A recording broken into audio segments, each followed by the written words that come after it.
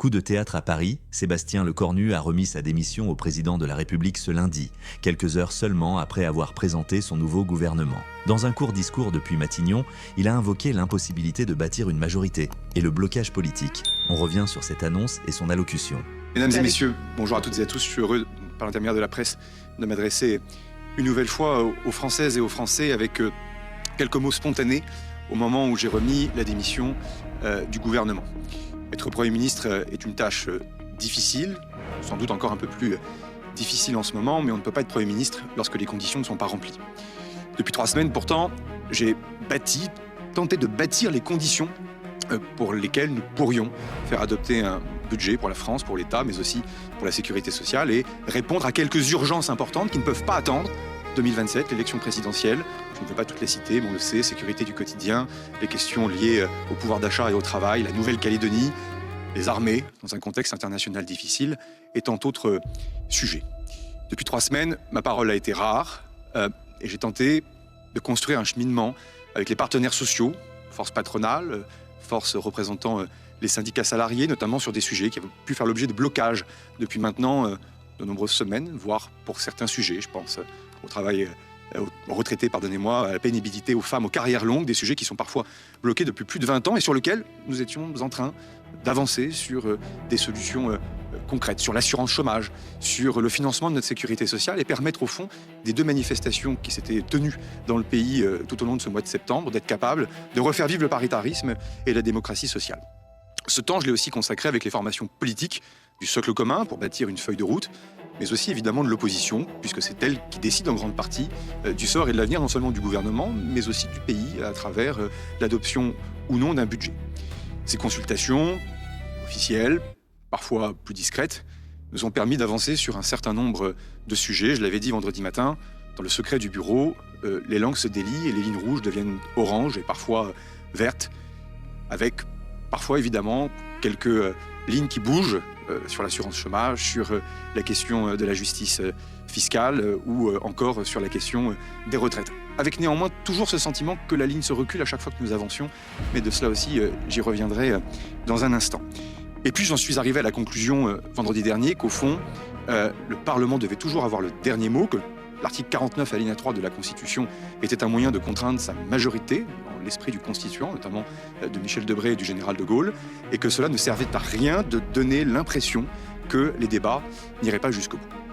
En ce lundi matin, les conditions n'étaient plus remplies pour que je puisse exercer ces fonctions de Premier ministre et permettre au gouvernement d'aller devant l'Assemblée nationale demain. Pour 3 raisons.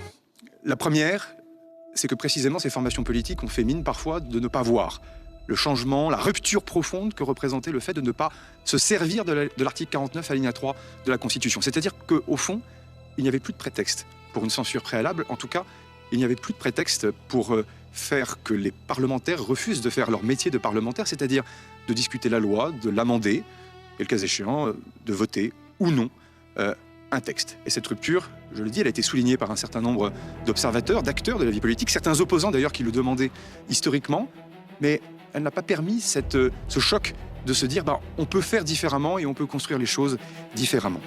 La deuxième des choses, c'est que les partis politiques continuent d'adopter une posture comme s'ils avaient tous la majorité absolue à l'Assemblée nationale.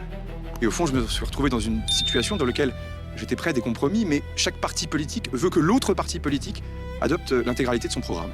C'est vrai des formations parfois du socle commun, c'est vrai aussi des oppositions. Or, nous l'avons dit, pas de coalition large, c'est un choix qui a été fait par les différentes formations politiques de l'opposition, de ne pas venir avec le socle commun au gouvernement, mais de permettre les débats et d'organiser ensuite les compromis, sachant que les compromis ne sont pas la compromission. Mais pour cela, évidemment, il faut changer d'état d'esprit et ne pas vouloir appliquer l'intégralité de son projet et de son programme. La troisième des choses, c'est que la composition du gouvernement au sein du socle commun n'a pas été fluide et a donné lieu au réveil de quelques appétits partisans, parfois non sans lien, c'est d'ailleurs très légitime, avec la future élection présidentielle. Je le dis, ou je le redis, si ce moment est le moment le plus parlementaire de la Ve République, en aucun cas, il faut revoir vivre ici les mauvais moments de la Quatrième République. Et que donc, par définition, la construction d'un gouvernement se fait en fonction de la Constitution, sur proposition du Premier ministre, nommé par le président de la République. Le dernier message que je veux dire aux Français, c'est qu'au fond, et c'est un message véritablement d'espoir et d'optimisme, de caractère, je ne le suis pas toujours, mais il suffirait de peu pour que ça fonctionne. J'avais dit ici même, on va y arriver, et je veux le redire, dans le secret des échanges que j'ai pu avoir, il suffirait de peu pour que l'on puisse y arriver. En étant plus désintéressé, pour beaucoup, en sachant aussi faire preuve d'humilité, peut-être aussi un peu parfois d'effacement de certains égos. Et je me suis employé, en tout cas je l'espère, à le faire. Ensuite, toujours avoir le sens de l'intérêt général et du fond. Ce qui compte, c'est ce qu'on va faire. En ayant l'humilité de considérer que certaines choses peuvent être faites avant 2027, d'autres choses seront faites ensuite, pendant le débat de l'élection présidentielle. Et au fond, il y a beaucoup de lignes rouges dans la bouche de beaucoup, en tout cas de certains, pas de tous. Il y a rarement des lignes vertes. Or, le principe même de bâtir un compromis entre les formations politiques, c'est d'être capable justement de conjuguer des lignes vertes et de tenir compte d'un certain nombre de lignes rouges.